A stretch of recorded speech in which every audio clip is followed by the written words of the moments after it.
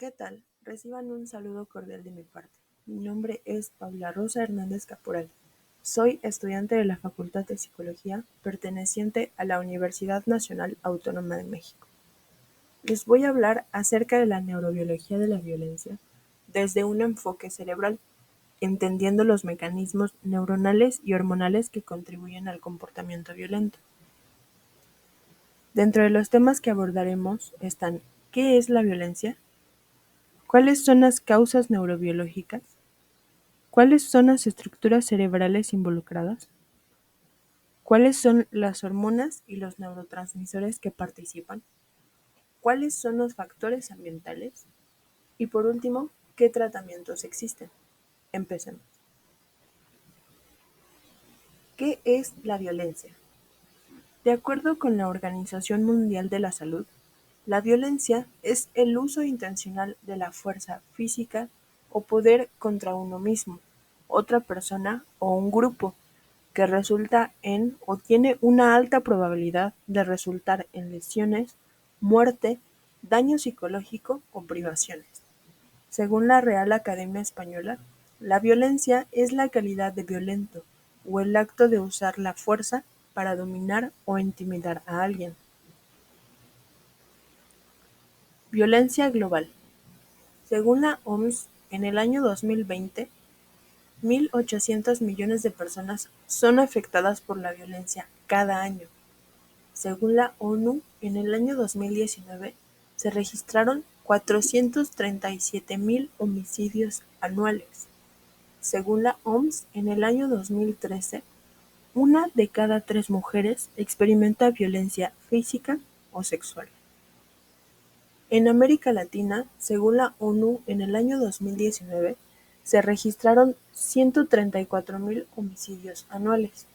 Según la CEPAL, en el año 2020, 40% de las mujeres han sufrido violencia física o sexual. En México, según el INEGI, en el año 2020 se registraron 34.000 homicidios anuales. Según el INEGI, en el mismo año, 66% de las mujeres han sufrido violencia física o sexual. ¿Por qué es importante entender la neurobiología de la violencia?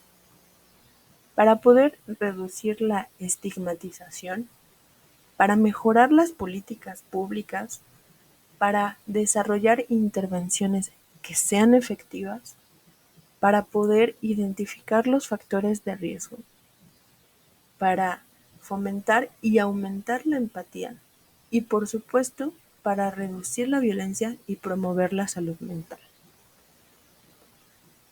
¿Cuáles son las causas neurobiológicas? Factores genéticos. Pueden existir variaciones en genes relacionados con la agresividad emocional y el comportamiento agresivo, herencia de trastornos mentales que aumentan el riesgo de violencia. ¿Cuáles son los genes asociados con la violencia? Tenemos la monoaminoacidasa A, que se encarga de regular la serotonina, la dopamina y la norepinefrina. Variaciones en este gen se han asociado con agresividad y violencia. Tenemos el receptor de dopamina B2, que está involucrado en la recompensa y el placer. Variaciones en este gen se han asociado con adicción y agresividad. Tenemos también el receptor de dopamina D4, que está relacionado con la agresividad y la impulsividad. Está el transportador de serotonina 5-HTT, que regula la serotonina. Alteraciones en este gen se han relacionado con la depresión, ansiedad y agresividad. Y por último, tenemos al factor neurotrófico derivado del cerebro, BDNF, que está involucrado en la plasticidad neuronal y la supervivencia de las neuronas.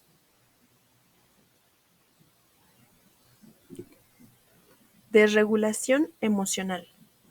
Alteraciones en la función del sistema límbico, disfunción de emociones negativas como ira, miedo o ansiedad. trastornos neurológicos, lesiones cerebrales traumáticas, enfermedades neurodegenerativas como Alzheimer o Parkinson y epilepsia, alteraciones en la función cerebral, disfunción en la corteza prefrontal, alteraciones en la función del sistema dopaminérgico, anomalías en la estructura y función del hipocampo. ¿Cuáles son las estructuras cerebrales involucradas? La red neuronal de la violencia abarca la amígdala, corteza prefrontal e hipotálamo principalmente, aunque también pueden verse involucradas la corteza cingulada, el núcleo accumbens y el hipocampo. ¿Qué es el sistema límbico?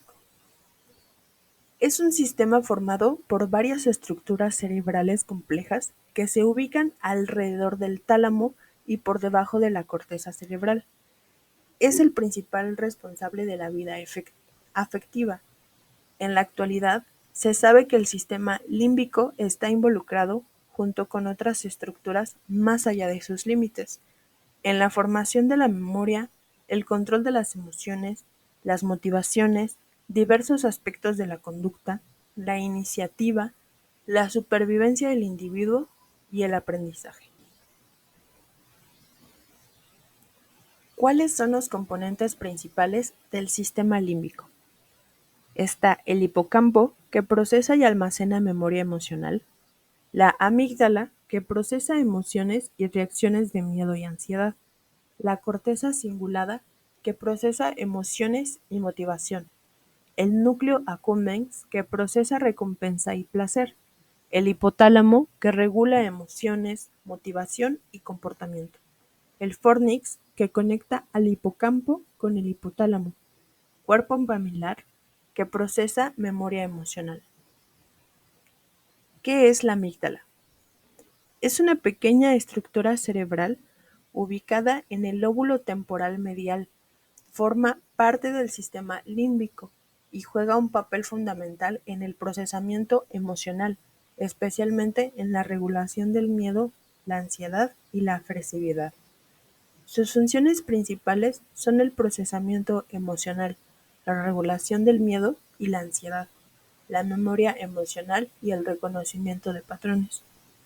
Papel en la violencia: activación excesiva, desregulación emocional, asociación con traumas, trastornos relacionados con amígdala, trastorno de estrés postraumático, trastorno de ansiedad generalizada, trastorno de pánico y agresividad y violencia.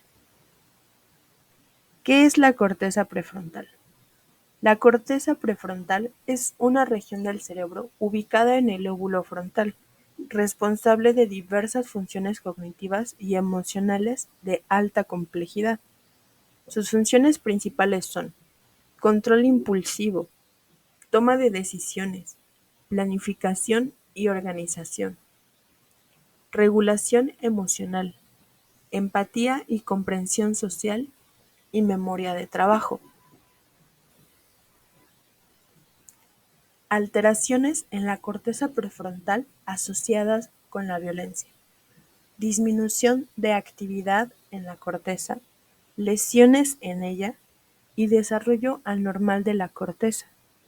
¿Cuáles son los tipos de violencia relacionados con la corteza prefrontal? Tenemos la violencia impulsiva, la violencia premeditada y la violencia reactiva. ¿Qué es el hipotálamo? Es una estructura cerebral pequeña, pero crucial, ubicada en la base del cerebro, que se encarga de la regulación de diversas funciones corporales. El hipotálamo juega un papel importante en la regulación de la violencia, ya que está involucrado en la regulación emocional, respuesta al estrés, control del impulso y la regulación hormonal. Sus funciones principales son regulación emocional, control del apetito y la sed, regulación del sueño y la vigilia, regulación de la temperatura corporal, regulación hormonal y respuesta al estrés. ¿Cuáles son las estructuras del hipotálamo? Está el núcleo ventromedial, el núcleo dorsomedial, el núcleo supraquiasmático y el núcleo paraventricular. Alteraciones en el hipotálamo relacionadas con la violencia. Está la disfunción en la regulación emocional que contribuye a la agresividad y la violencia, la hiperactividad del sistema de lucha o huida, la desregulación del estrés que conducen a respuestas agresivas, la alteración en la producción de hormonas y lesiones en el hipotálamo. ¿Cuáles son las hormonas y neurotransmisores involucrados en la violencia? Las hormonas son sustancias químicas producidas por las glándulas endocrinas que se liberan en la sangre y viajan hasta llegar a sus células objetivo, donde ejercen su efecto. ¿Cuáles son las funciones que regulan las hormonas? El crecimiento y desarrollo, el metabolismo, la reproducción, la respuesta al estrés y las emociones y comportamiento. Los neurotransmisores son sustancias químicas que se liberan en la sinapsis, espacios que hay entre neuronas, y transmiten señales entre ellas. Regulan funciones como comunicación neuronal, emociones y comportamiento, motivación y coordinación, sueño y vigilia, aprendizaje y memoria. Neurotransmisores que pueden aumentar la agresividad. La dopamina estimula la recompensa y el placer, pero también puede estar involucrada en la agresividad. La norepinefrina regula la atención y la respuesta al estrés y puede contribuir a la agresividad. La serotonina, en bajos niveles, puede aumentar la agresividad y la irritabilidad. La GABA, en bajos niveles, puede aumentar la excitabilidad neuronal y la agresividad. El glutamato estimula la excitación neuronal y puede contribuir a la agresividad. ¿Cuáles son los neurotransmisores que pueden reducir la agresividad? La serotonina, que en niveles normales regula el estado de ánimo y puede reducir la agresividad. GABA, que en niveles normales regula la inhibición neuronal y puede reducir la agresividad. La acetilicona, que regula la memoria y el movimiento y puede reducir también la agresividad. Y por último, las endorfinas. Estimulan la sensación de bienestar y pueden reducir la agresividad. ¿Cuáles son los factores ambientales?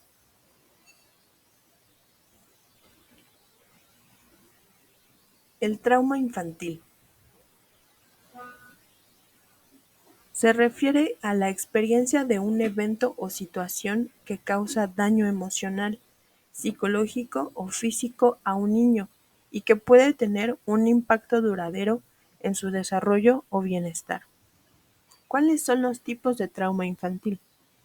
Está el abuso físico, que involucra golpes, quemaduras, lesiones y lesiones intencionales. Está el abuso emocional, que pueden ser humillaciones, crítica o rechazo.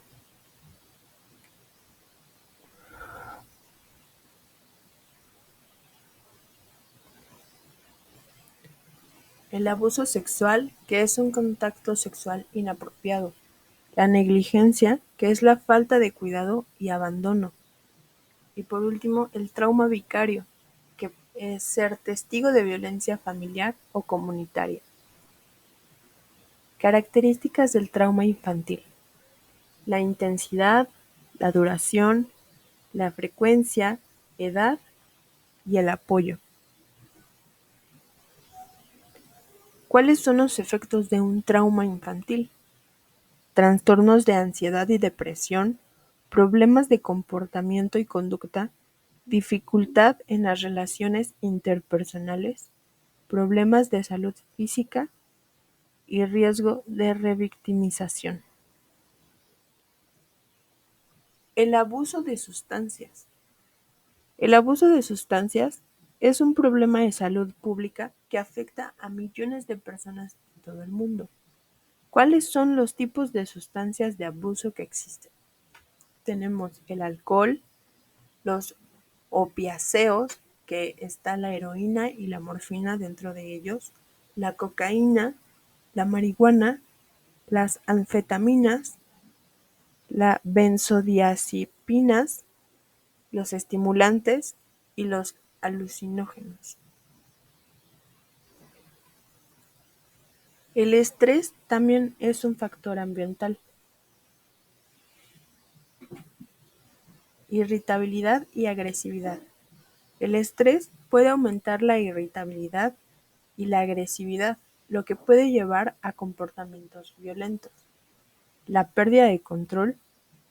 El estrés puede hacer que las personas pierdan el control sobre sus emociones y acciones, lo que puede resultar en comportamientos violentos. La desesperación. El estrés crónico puede llevar a sentimientos de desesperación y desesperanza, lo que puede aumentar el riesgo de violencia. Mecanismos psicológicos. Hipervigilancia.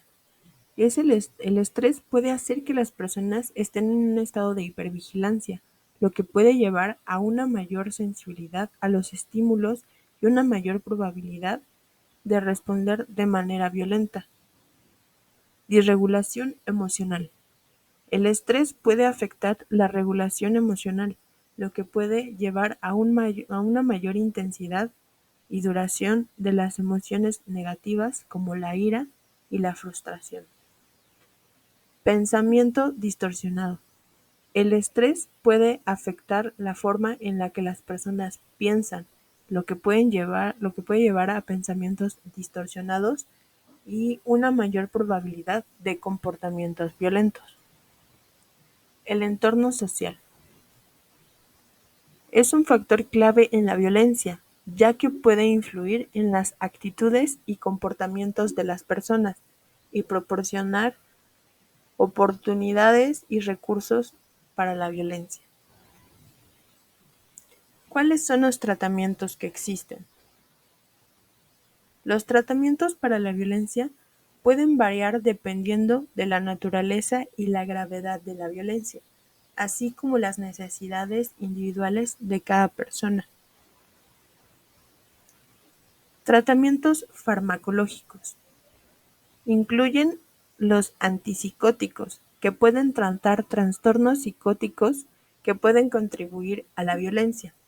Los antidepresivos, para tratar depresión y ansiedad que puedan contribuir a la violencia.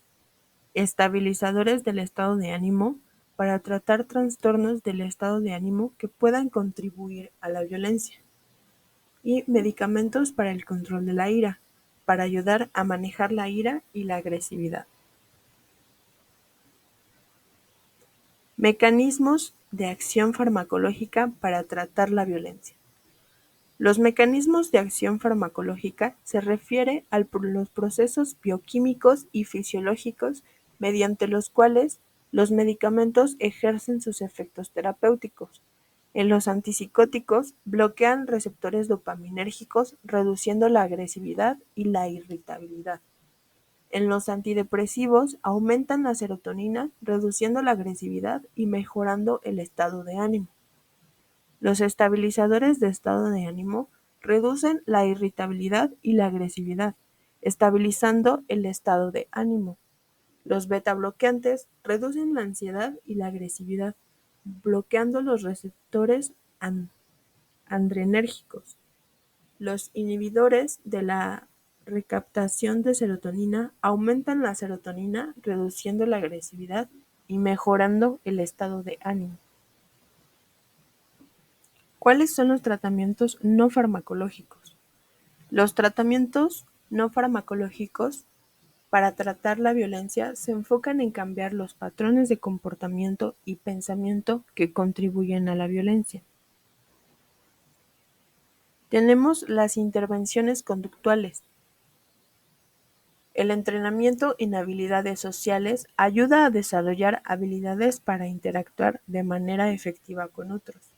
El entrenamiento en manejo de la ira ayuda a manejar la ira y la agresividad de manera saludable. El entrenamiento de resolución de conflictos ayuda a desarrollar habilidades para resolver conflictos de manera pacífica. El entrenamiento en comunicación afectiva ayuda a mejorar la comunicación y evitar malentendidos. También tenemos los tratamientos psicológicos, que incluyen la terapia cognitivo-conductual, que ayuda a identificar y cambiar patrones de pensamiento y comportamientos violentos. La terapia psicodinámica, que explora las causas subyacentes de la violencia y trabaja para resolver conflictos emocionales. La terapia familiar ayuda a mejorar las relaciones familiares y a resolver conflictos. Y la terapia en grupo proporciona apoyo y educación a grupos de personas con historias de violencia. Para concluir con este tema, entendemos que la violencia es un fenómeno complejo que involucra la intención de factores biológicos, psicológicos, sociales y ambientales. Desde una perspectiva neurológica, la violencia se relaciona con alteraciones en la regulación emocional, el control impulsivo y la toma de decisiones. Les agradezco mucho por su atención. Dejo aquí los datos de los libros y de las fuentes donde me apoyé para realizar esta infografía.